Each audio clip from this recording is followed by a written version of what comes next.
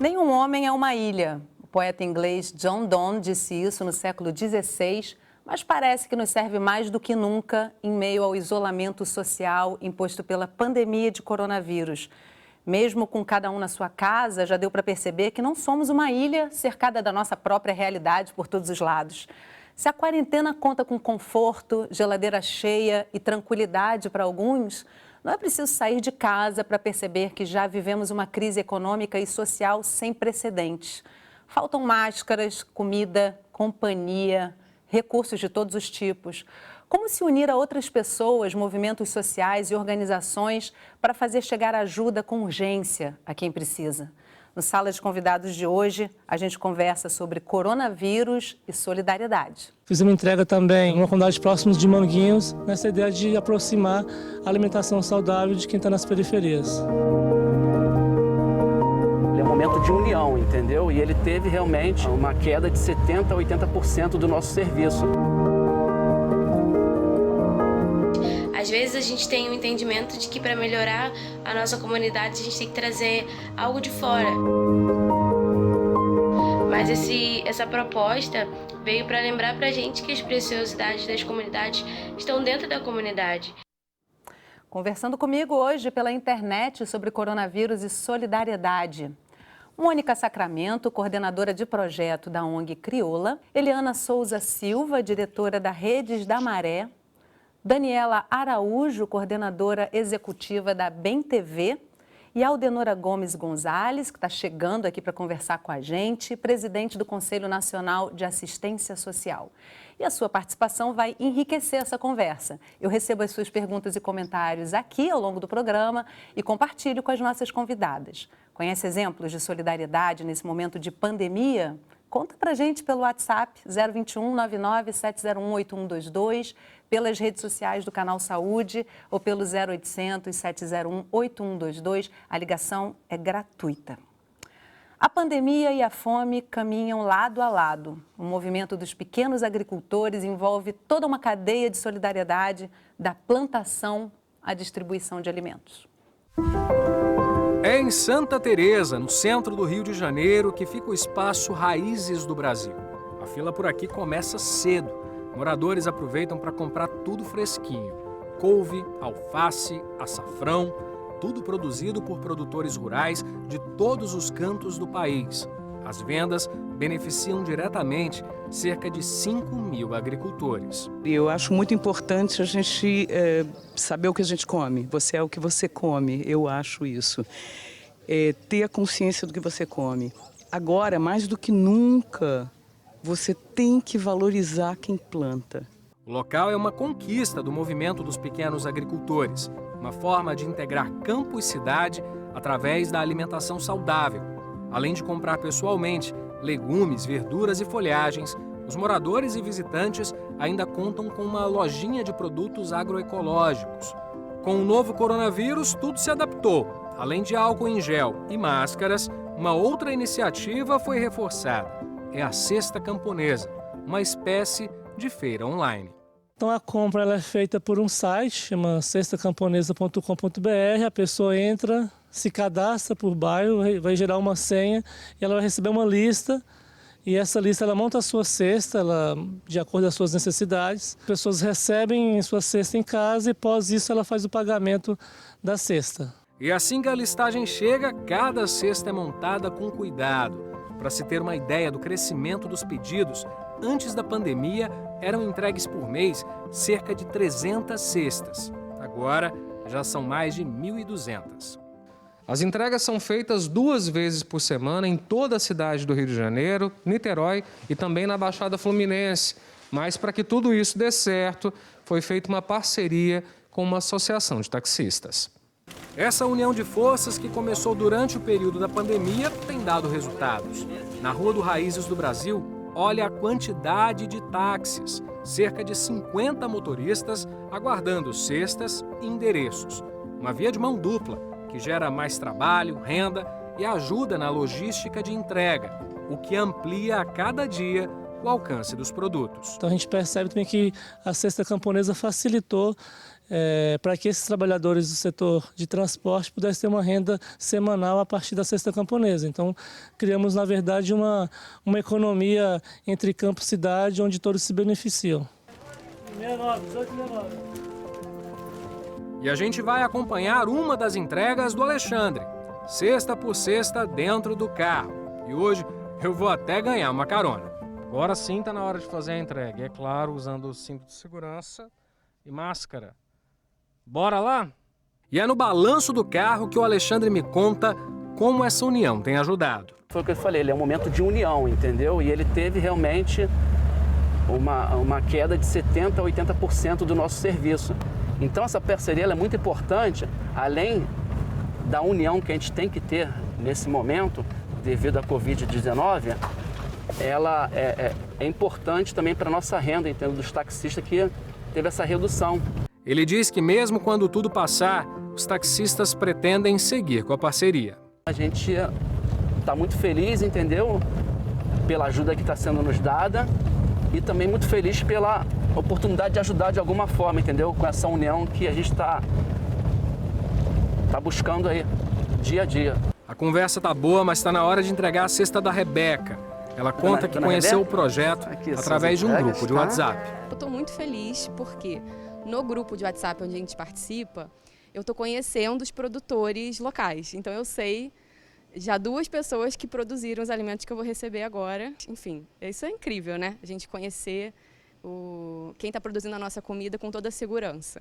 Então, a gente está participando dessa cadeia, né? Agora vamos deixar a Rebeca e o companheiro dela com as compras. A gente também se despede do Alexandre, que segue fazendo mais entregas.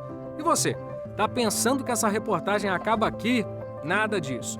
Essas fotos são de entregas feitas em comunidades aqui do Rio de Janeiro. O movimento de pequenos agricultores, em parceria com outras organizações, está fazendo um mapeamento das famílias que precisam de alimentos, mas não podem pagar. Nesse período, mais de 300 cestas solidárias foram entregues. Já fizemos entrega na Zona Norte, na região de Bangu, São Gonçalo, aqui em Santa Teresa, em duas comunidades próximas aqui ao bairro. Fizemos entrega também numa comunidade próxima de Manguinhos, nessa ideia de aproximar a alimentação saudável de quem está nas periferias. Agora vamos deixar de conversa. As entregas ainda não acabaram e tem muitos taxistas esperando. Então, vamos deixar o pessoal trabalhar. Daniela, Mônica, Eliana, a gente daqui a pouco também conta com a participação da Aldenora, se der tudo certinho, em tempos de programas através da internet, a gente tem que contar com essas incertezas. Muito obrigada pela presença de vocês, mesmo que virtualmente nesse momento, para debater esse assunto que no Brasil sempre foi muito urgente, né, gente? Solidariedade num país com tanta desigualdade, a gente nunca pode deixar de falar nisso, né? Agora, Mônica, eu queria começar com você, trazendo o seu olhar sobre o que muda com a pandemia, né? Porque, como eu disse, a sociedade brasileira sempre dependeu muito de solidariedade, mas a pandemia traz um elemento novo. O que mudou? Bom dia a todas e aos telespectadores, um prazer estar aqui. Eu acho que muda fundamentalmente a forma como a gente vai pensar o estar junto e o convívio ao longo do processo, né? A pandemia, ela evidencia e agudiza situações no nosso país de bastante desigualdade, desigualdades históricas. E talvez seja uma grande oportunidade para que todos nós pensemos a respeito dos padrões mínimos de cidadania, de igualdade, de bem viver, de coletividade, né? De que maneira podemos seguir juntos construindo novas apostas para o futuro. Um futuro mais inclusivo, um futuro mais amigável e amistoso para todos nós. Então, a Aldenora já chegou aqui para a nossa conversa. Deixa eu tentar trazê-la para cá. Vamos ver se ela consegue entrar com a câmera dela. Acho que ainda não. Vamos tentando. Ah, chegou. Bem-vinda, Aldenora. Que bom que você conseguiu entrar. Bom, então, deixa eu trazer uma questão já para a Aldenora já entrar quente nessa conversa. Aldenora, a gente sabe, como eu estava dizendo aqui, que solidariedade é um item, é uma característica muito importante numa sociedade como a brasileira, cheia de desigualdades. Agora, Falando da pandemia nesse momento, da assistência social nesse momento, qual é o ponto mais importante que se coloca? Opa, tô sem o seu áudio. Tô sem o seu áudio, Danora. Verifica teu microfone, por favor. Vou jogar essa pergunta para a Eliana, enquanto você faz os ajustes aí direitinho. Eliana, vou jogar essa pergunta para você. O que você acha que esse momento de pandemia traz de prioritário, de mais urgente, quando a gente pensa realmente na assistência dessa população que parecia mais invisibilizada do que a gente imaginava, né? Hoje a gente está vendo com clareza aí essa desigualdade, mais do que nunca. Bom dia a todos e todas também. É um prazer estar aqui nesse canal da Fiocruz, uma parceira nesse processo da pandemia, né? E mesmo antes. Eu acho que o que essa pandemia traz de mais importante, principalmente desse lugar que nós trabalhamos, né? Todas nós que estamos aqui nessa conversa, é estampar de uma maneira muito profunda, talvez muito transparente, a questão da desigualdade, como a Mônica já trouxe, mas também assim as camadas da gravidade do momento que nós estamos vivendo no Brasil, de uma maneira geral. Então, acho que esse processo, essa crise humanitária que a gente está vivendo e a maneira como o Brasil está enfrentando isso nesse momento, a maneira como existe um despreparo total e uma falta de compromisso com o tamanho do desafio que nós temos nesse momento, a gente não tem respostas como país para enfrentar isso da maneira que deveria. Eu acho que a questão mais séria que a gente consegue ver muito claramente, talvez nacionalmente e internacionalmente, assim, o tamanho da gravidade da situação política que nós vivemos.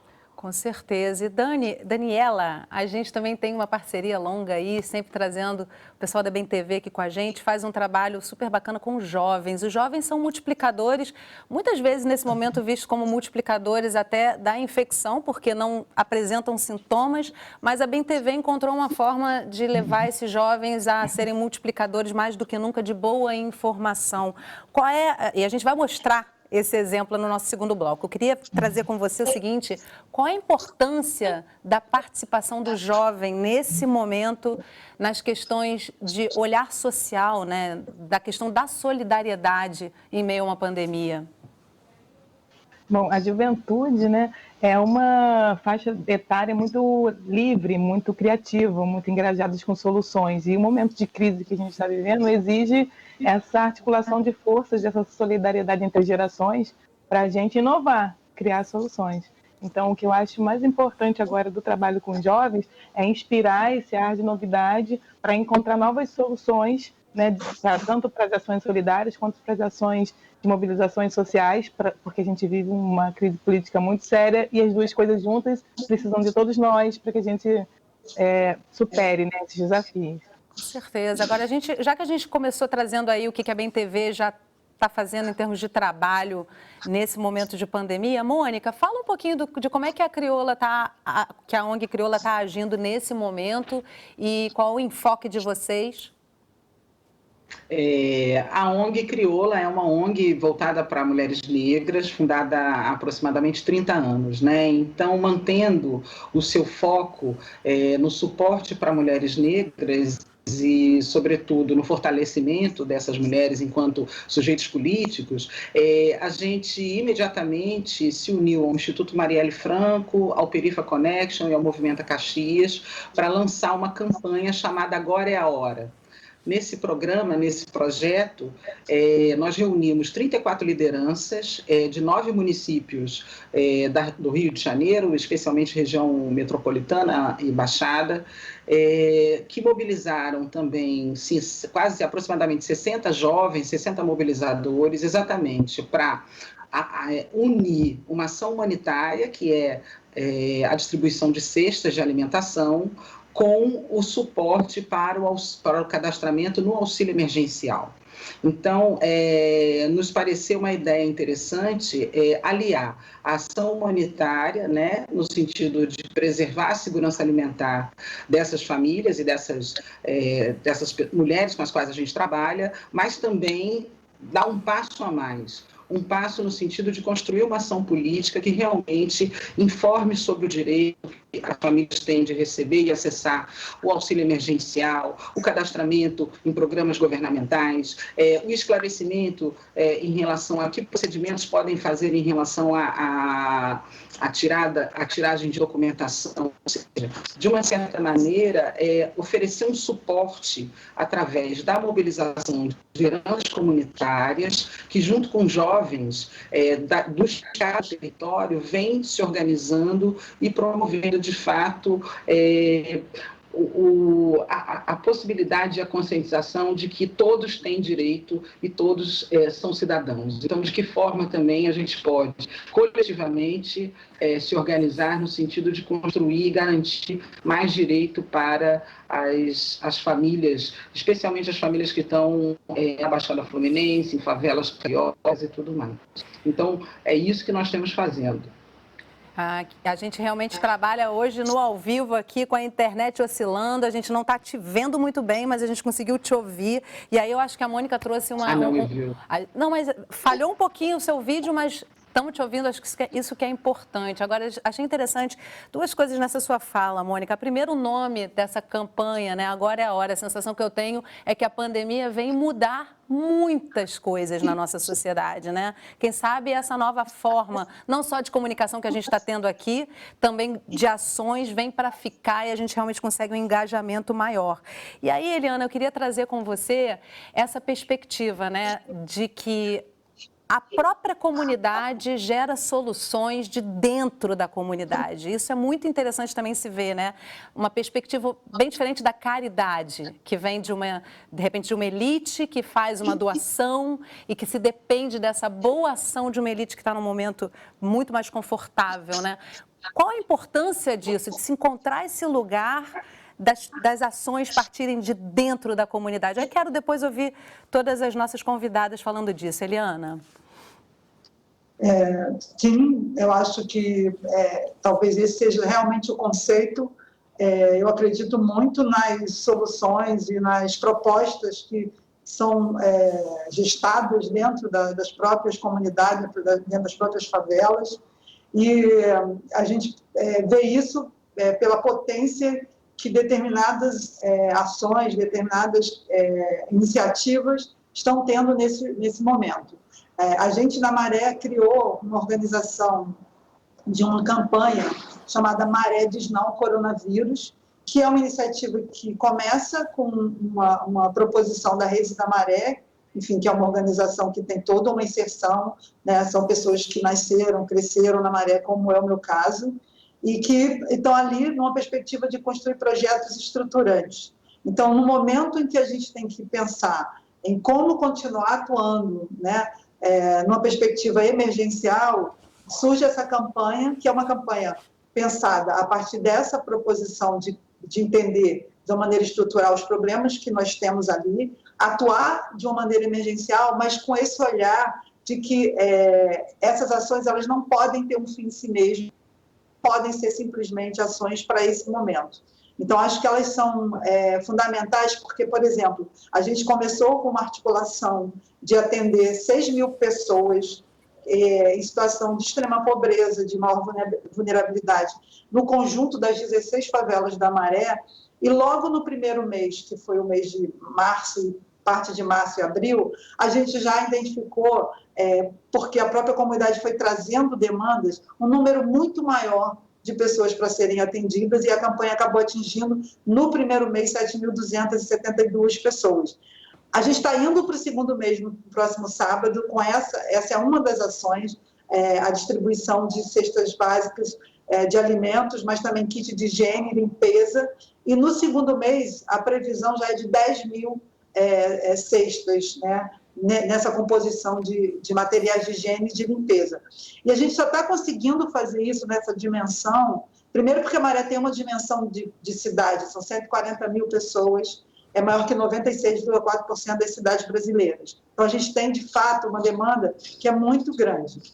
E a gente só está conseguindo, com essa demanda, crescer mês a mês com essa demanda, porque a gente tem conseguido respostas que vêm da própria comunidade, da articulação e por a gente conseguir mostrar exatamente quais são essas demandas e as pessoas que estão realmente precisando.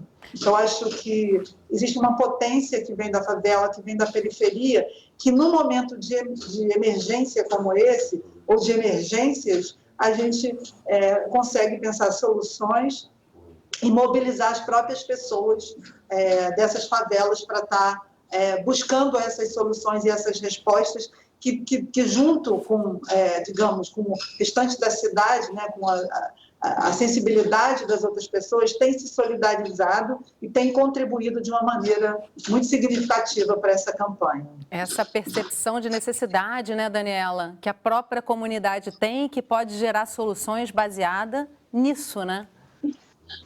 Exatamente. A gente encontra na solidariedade, né, a grande mão estendida para esses momentos de crises sem proporções, quando a gente está perdido. Mas ela também é frágil no sentido de sustentar as soluções quando a gente pensa no ser humano como um todo, né, na saúde como algo mais completo. Então é preciso avançar um pouco além dessa solidariedade entre os pares ou entre as classes para a gente pensar questões de direitos mais ampliados, e eu acho que todas as organizações buscam, de alguma maneira, fazer isso, né? Motivar a solidariedade e a partilha, mas também engajar aqueles que fazem parte dessa luta cotidiana, que em alguns momentos a gente poderia chamar de beneficiário, mas na verdade estão no foco da ação. Então, quando a gente propõe, por exemplo, nos Jovens Comunicadores, que o recurso do projeto seja voltado para bolsas, que eles recebam um valor em dinheiro para aportar nas famílias, entendendo que as pessoas precisam mais do que sabão e pão, e elas precisam ter dignidade, autonomia, né, sobre as suas vidas. Então, nesse momento de quarentena e quase que forçada, né, para alguns, e de dificuldade, a gente já entendendo que a gente se fortalece na medida que a gente respeita o outro e a sua autonomia, a sua integridade. Isso fortalece a comunidade, que vai fazer o recurso circular internamente, favorece as famílias, né, e toda uma cadeia para a gente sustentar uma comunicação mais efetiva e capilarizada nesse território. E, Mônica, antes de eu chamar aqui a participação do pessoal que está pela internet, assistindo a gente pela TV, está mandando aqui para mim, eu queria trazer com você essa questão também, porque aí você está realmente empoderando, você está realmente mexendo com a autoestima de quem está ali recebendo essa solidariedade, né? Passa a ser também um ativo da própria comunidade, né? E sem dúvida, por muito tempo, disseram a essas comunidades, disseram a essas pessoas, informaram a elas que elas não eram potentes. Não é?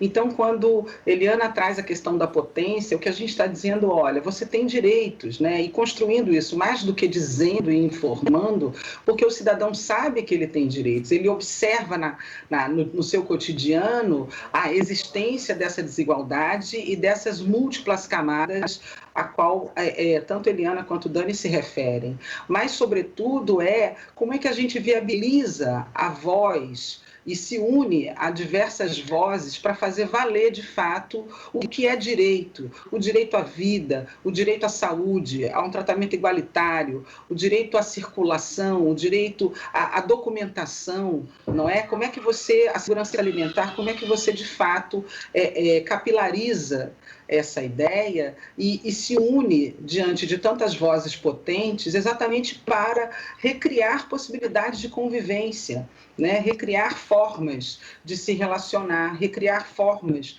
de trocar com o externo, de trocar entre as pessoas, de trocar com o meio ambiente, de entender como fatores, como saneamento, a ausência de uma política de moradia interfere diretamente na saúde dessas pessoas, de como elas se colocam diante da vida também.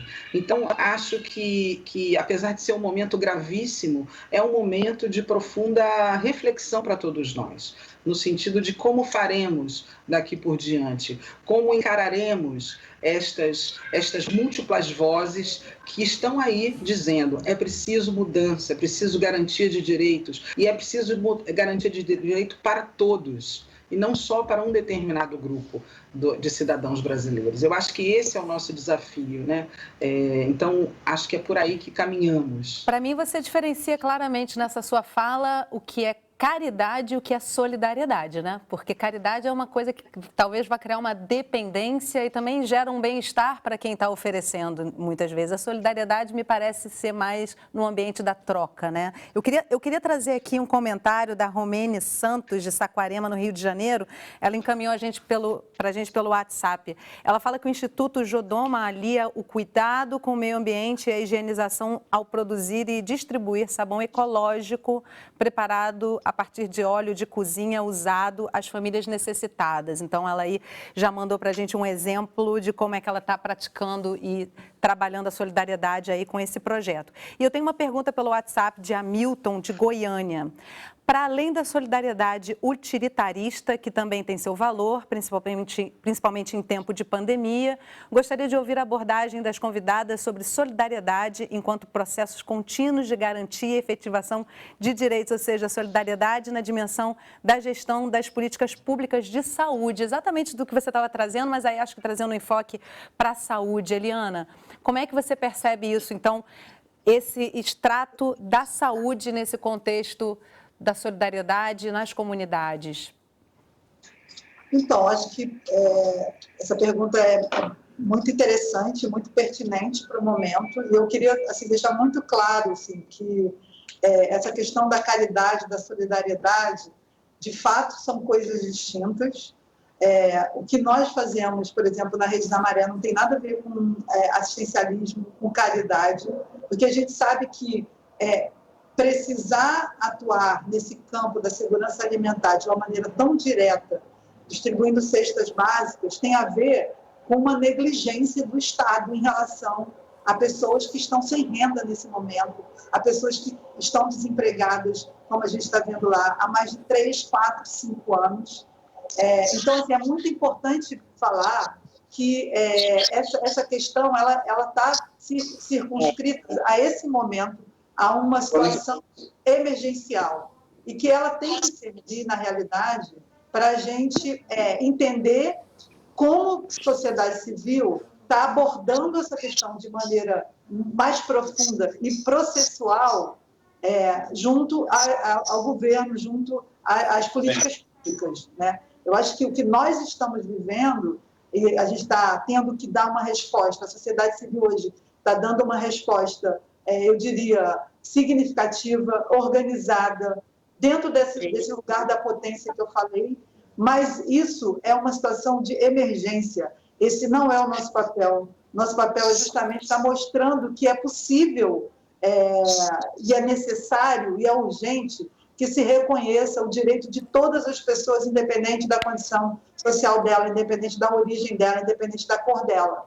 Então, respondendo essa pergunta aí, eu diria que a gente tem que olhar para esse processo e tirar dele de forma muito organizada e criar uma inteligência para mostrar, estampar, cobrar, coisas que nós já fazemos, inclusive, no nosso trabalho cotidiano, que não é mais possível aceitar que as pessoas de favelas e periferias sejam tratadas da maneira que elas são tratadas historicamente.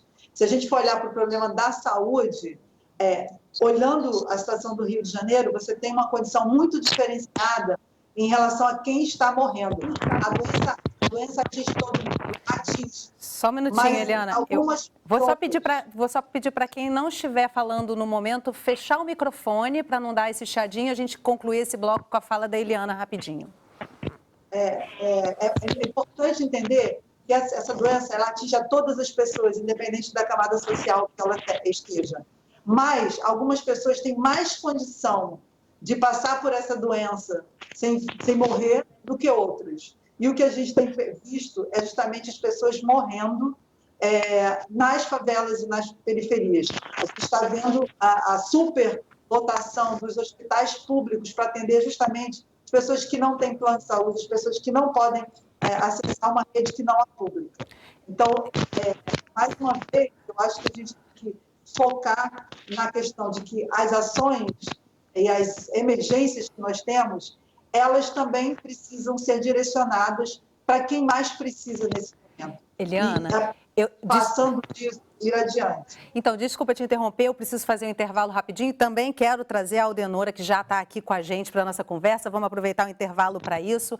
E aí, no próximo bloco, você vai conhecer uma iniciativa que apoia jovens para prevenção contra o novo coronavírus. A gente não demora nada, não sai daí.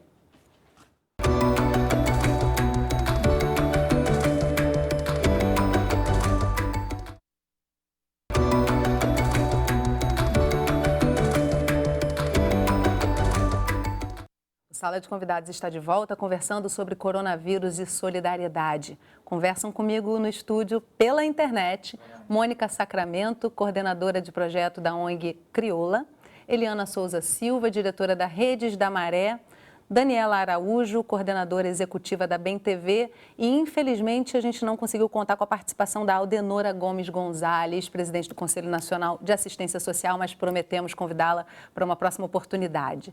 E ainda dá tempo de você participar dessa conversa. Está em casa? Aproveita e conta para a gente a sua experiência nesse momento de quarentena. Eu recebo as suas perguntas e comentários aqui ao longo do programa e compartilho com os nossos convidados, com as nossas convidadas. Envie pelo WhatsApp 021 99 701 8122, pelas redes sociais do Canal Saúde ou pelo 0800 701 8122. A ligação é gratuita. O projeto Jovens Comunicadores tinha uma oficina presencial prevista para esse ano. Veio a pandemia e a proposta precisou ser adaptada. Além de novo formato, 2 objetivos a mais: manter os jovens em casa e multiplicar conhecimento sobre prevenção. 3, 2, 1, silêncio no set, gravando! Nossa reportagem começa na Bem TV, uma organização sem fins lucrativos. O trabalho da ONG é voltado para jovens e adolescentes de comunidades de Niterói e São Gonçalo. A Bem TV atua com formação profissional, produção audiovisual e assessorias de projetos pessoais e coletivos. Em parceria com outras organizações sociais, universidade pública e governo, nasceu o projeto Jovens Comunicadores. O trabalho era para ser presencial, mas diante da pandemia, tudo mudou, inclusive o formato e a manutenção do projeto. Uma forma de ajudar cada família com uma bolsa auxílio durante o curso, que conta com mais de 60 jovens. Além disso, a iniciativa cria uma rede de comunicadores gerando conteúdo sobre direitos, saúde e prevenção ao Covid-19, todos dialogando com seus territórios. Todo o processo formativo é online e aborda temáticas do mundo da comunicação.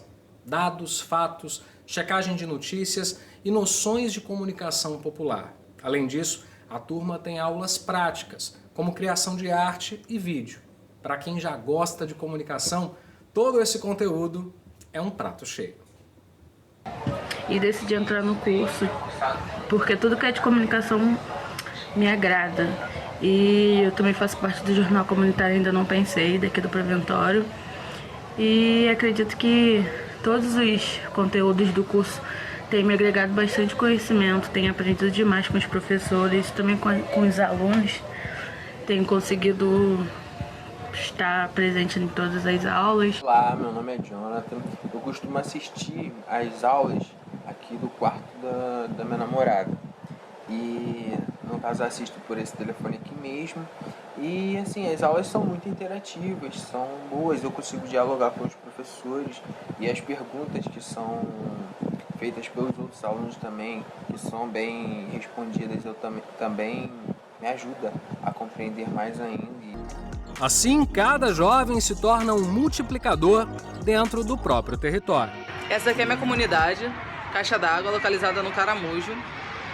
E é muito gratificante estar podendo fazer parte desse projeto, porque eu fico por dentro de todas as informações sobre o Covid-19 e posso estar passando essas informações que são verídicas para a minha população. E é incrível ter jovens de dentro das comunidades que vão trazer informações verdadeiras, fatos reais, informações genuínas, filtradas, de uma maneira que todas as pessoas que estão ao nosso redor possam compreender. Todo o conteúdo produzido pela equipe é disponibilizado pelo WhatsApp e nas redes sociais. Produção, libera um vídeo aí dos jovens comunicadores contra a Covid-19 pra gente. Oi, Eu sou a Keila, moradora de Piratininga, Niterói. Eu faço parte do grupo Jovens Comunicadores, que é assessorado pela ONG Bem TV. A gente está produzindo conteúdo informativo e consistente sobre o coronavírus no nosso território, nas nossas comunidades. Se você está recebendo esse vídeo por mim, é porque você está na minha lista de transmissão. E para vocês terem uma ideia, essas ações, usando as redes sociais, podem ter um alcance de mais de 17 mil pessoas ao mesmo tempo. É muita gente. E eu me sinto também realizado por saber que eu estou fazendo parte de um projeto que está ajudando as comunidades. Às vezes a gente tem um entendimento de que para melhorar a nossa comunidade a gente tem que trazer algo de fora, mas essa proposta veio para lembrar pra gente que as preciosidades das comunidades estão dentro da comunidade. E acho que cada um fazendo a sua parte e ajudando a trazer informações verídicas para as pessoas está ajudando muito nessa situação de pandemia que estamos vivendo.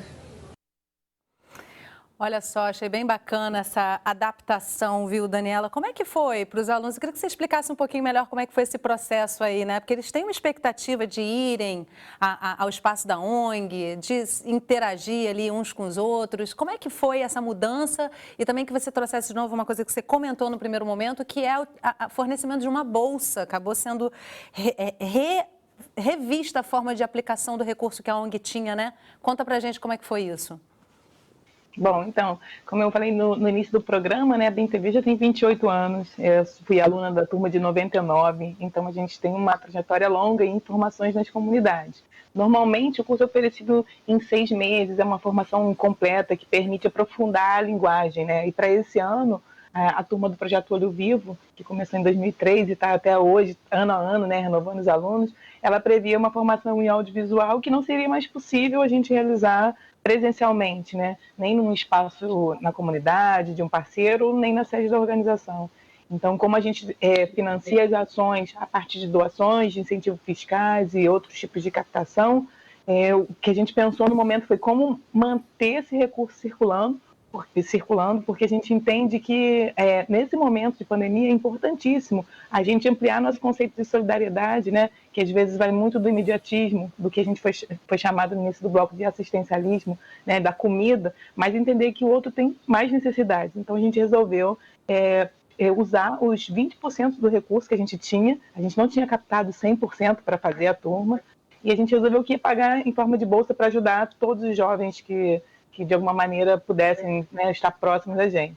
Essa decisão foi tomada muito no afeto, né, mas a gente sabia que tinha um posicionamento político também de pedir autorização para o uso do incentivo fiscal desta maneira, né, e mesmo sem ter conseguido arrecadar os 100%, mas eu acho que no afeto e na aposta de que era o melhor a se fazer, a gente foi agregando pessoas, conseguindo apoios, para que a gente fizesse essa distribuição de renda, essa formação em comunicação, mesmo à distância, né? Entendendo que a gente precisa cuidar uns dos outros e se informar é cuidar também. E começamos a construir essa proposta de comunicação comunitária, onde cada jovem participa das formações em várias linguagens, cria uma lista de transmissão, que é de 256 pessoas, é o máximo, né, permitido no WhatsApp, e a gente consegue fazer com que cada jovem, né, chegue a um número grande de moradores da sua comunidade a partir dessa lista de transmissão, trocando informações, esclarecendo possíveis formas de acessar direitos, espaços de garantia de direito, e a gente está trabalhando nisso assim, de uma maneira muito bacana. Começamos com 60 jovens, com a parceria do Instituto Rumo Náutico, do projeto Grael, que a gente conhece em Niterói, né? O IJCA, que é uma organização que também trabalha com jovens, Orquestra de Cordas da Grota. A gente foi movimentando todos os nossos parceiros, a cultura da cidade, o município, e agora a gente está pulando de 60 para 500 jovens. Então, agora, no próximo mês, a gente deve começar a trabalhar também em São Gonçalo. A gente já tinha alguns jovens de São Gonçalo, agora a gente vai chegar a 500, e com 500 jovens a gente multiplica 256 vezes 500, a gente chega a mais de 120 mil moradores de comunidade recebendo informações em uma linguagem objetiva da comunidade para a comunidade, que é o nosso objetivo. E o que é muito bacana, né, Mônica, é dialogar com o território, e aí a gente também está falando de uma população que a gente vê crescer nas estatísticas como uma população extremamente afetada pela pandemia, né? Que é a população negra, da periferia, das comunidades. E qual é a importância, então, de um projeto como esse, que pode se multiplicar em exemplos, né, em qualquer faixa etária, de também trazer o jovem falando com o jovem, o preto falando com o preto e por aí vai, né? Assim, dialogar dentro do território e entre os seus iguais também, né? Eu acho que a pandemia, e esse é um aspecto que ela evidencia, que é, para além, obviamente, dos que estão circunscritos à saúde, né, e à assistência social, acho que ela traz em evidência dificuldades em relação à apropriação sobre informação. Né? Informação segura, informação de qualidade, informação confiável, de maneira que as pessoas possam também se instrumentalizar para alcançar os seus direitos e solicitar e exigir a garantia de direitos. Então, acho que iniciativas como essa, né? Iniciativas como aqui a Rede da Maré faz, o que Crioula faz e tantas outras instituições da sociedade civil vem fazendo, elas, de fato, elas operam e incidem em alguns aspectos muito precisos, né? Então, a questão da informação em contraponto a uma produção grande de fake news é um trabalho e é um aspecto do que vimos fazendo.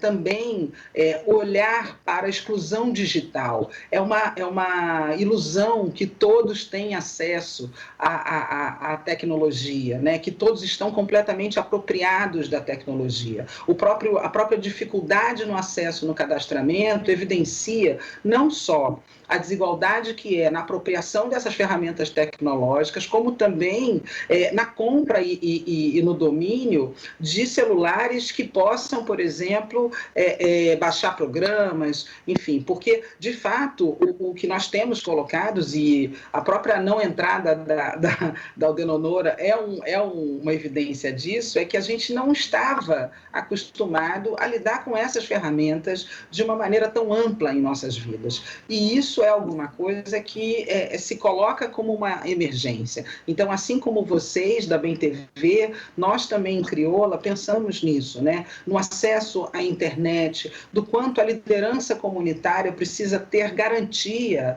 de uma boa internet, de um pacote de internet para que ela possa transmitir as informações confiáveis, do quanto ela precisa ter um aparelho que seja possível auxiliar e oferecer suporte para outras pessoas do seu território, para o cadastramento ou para a pesquisa sobre alguma determinada dúvida.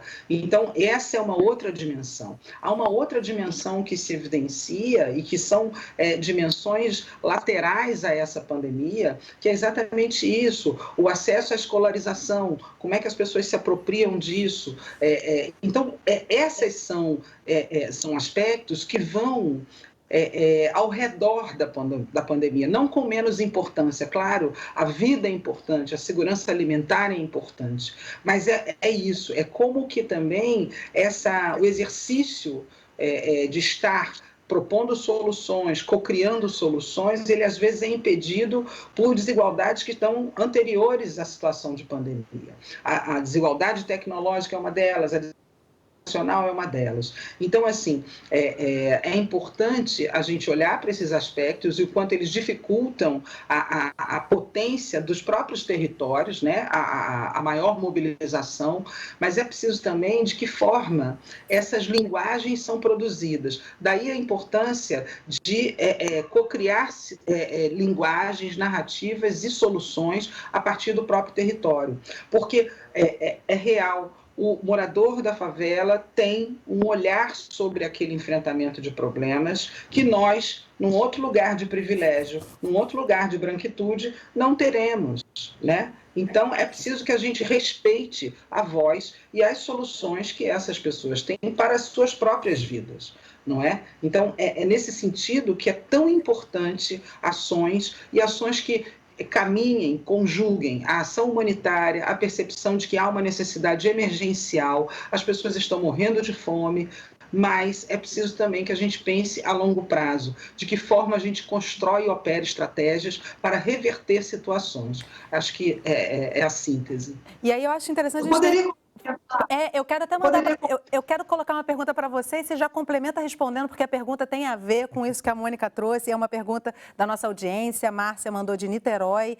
As convidadas acham que após o fim da pandemia algo vai mudar, visto que ficou flagrante os efeitos da desigualdade social, ou seja, essas ações, essa perspectiva desse olhar muda? Eliana, eu jogo isso para você e já te peço também para trazer a sua observação sobre a questão anterior. Então, sobre a questão anterior, eu queria falar um pouco da importância, reforçar, né, a lógica que a gente está construindo aqui sobre a importância de você ter ações de comunicação que possam, de fato, trazer um retorno em relação a como as pessoas de favela e periferia estão se apropriando desses protocolos que são tidos como compreensíveis por todo mundo.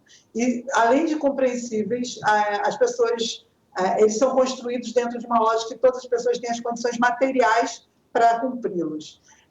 Então, queria falar de uma iniciativa, assim, muito, muito rapidamente, que é o Se Liga no Corona, que é uma parceria construída de organizações da sociedade civil com a Fiocruz para justamente validar conteúdos técnicos sobre a pandemia, sobre a prevenção, né, em relação à contaminação, em que justamente a gente vem construindo possibilidades de falar sobre essa questão, lidando com a realidade dessas pessoas, lidando exatamente com isso que a Mônica trouxe, e pensando assim, o que a gente vai aprender desse processo também. Porque comunicação não é só levar informação, acho que tem um processo de construção, de conhecimento, de produção de formas como as pessoas se apropriam, o modo que elas estão fazendo coisas. Tem muita coisa acontecendo nesse lugar aí da comunicação, que eu acho que é o que, de alguma maneira, vem trazendo uma ideia de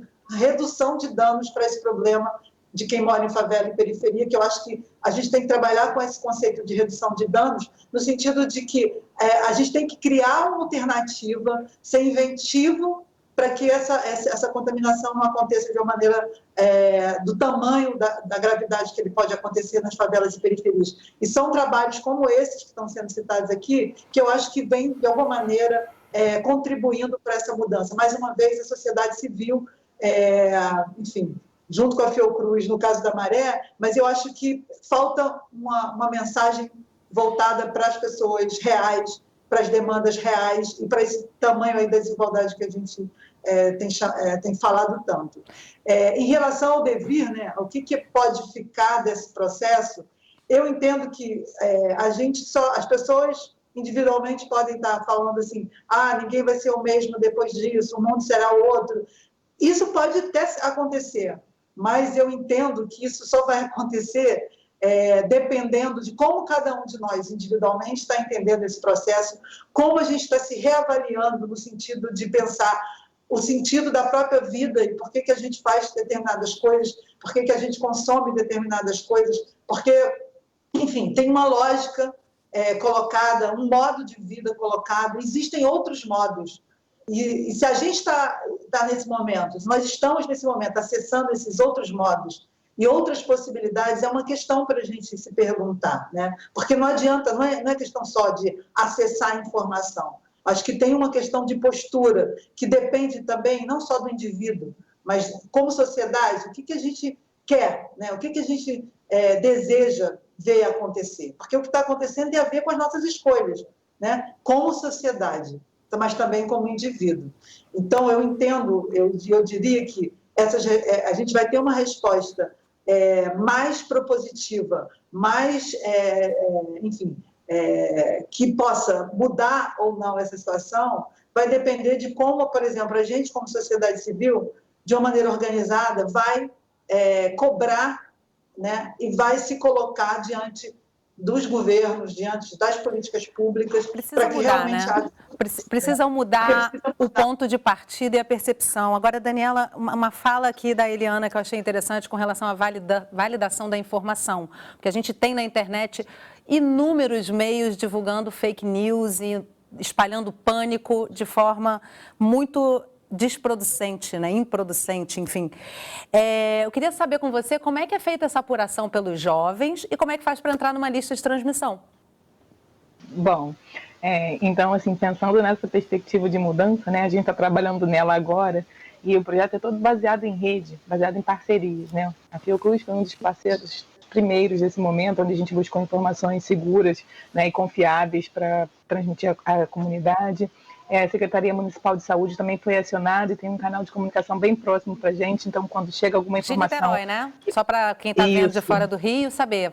Municipal de Saúde de Niterói. De Niterói. Então, quando chega alguma informação que a gente duvida ou não tem como checar isso nas redes, a gente manda direto para a comunicação, a assessoria de comunicação responde de volta. Então, a gente tem um canal de comunicação que ele é direto para os moradores, né? E ele voltam com as questões e com as dúvidas. Então, a gente consegue fazer essa checagem colaborativa em rede através desse trabalho de parceiros, né?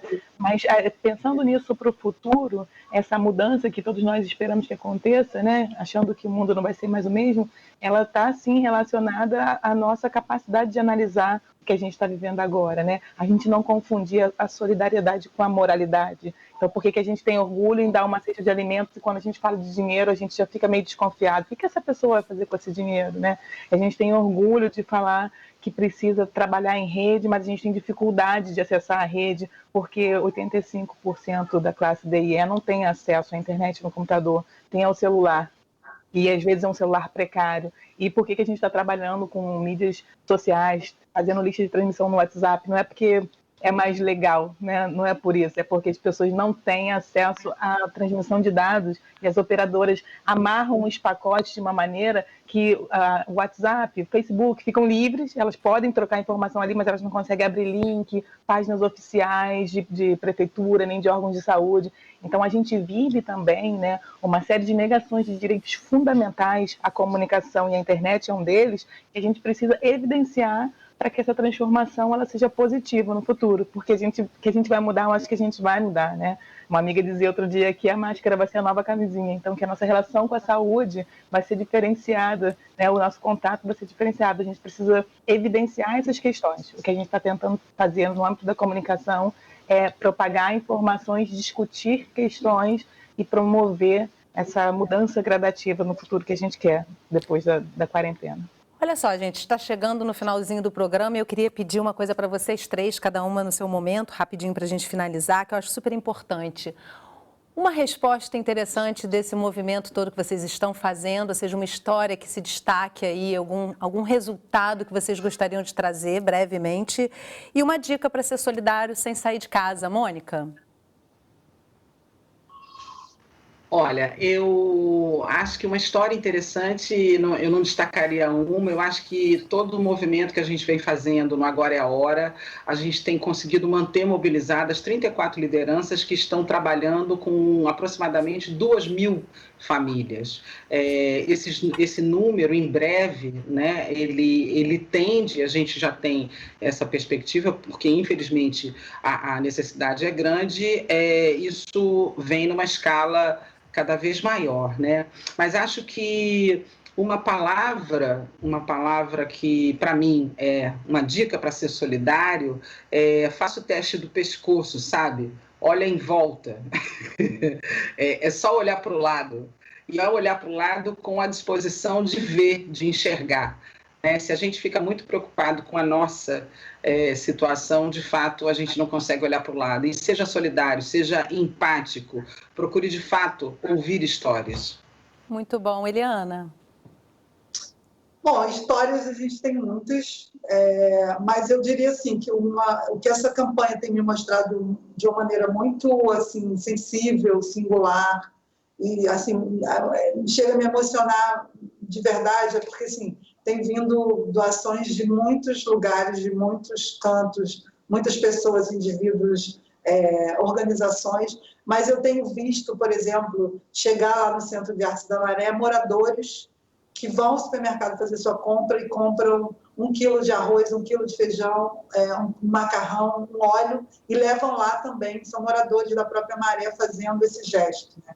Mostrando que você pode dividir o que você tem.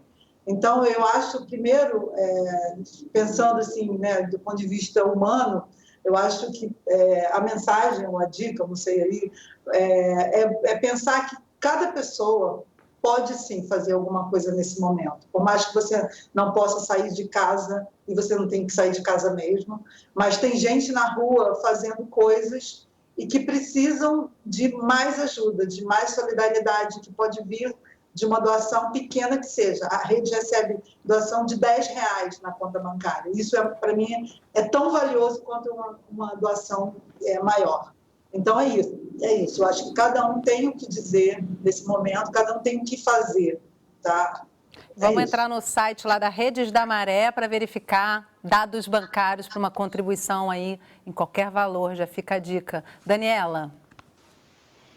O maravilhoso de tudo isso que a gente está ouvindo e partilhando aqui hoje, né, que a gente está, de fato, buscando alternativas de comunicação e de interação para além dos modelos e dos padrões que a gente já estava pré-determinado, né, buscando soluções de partilhar.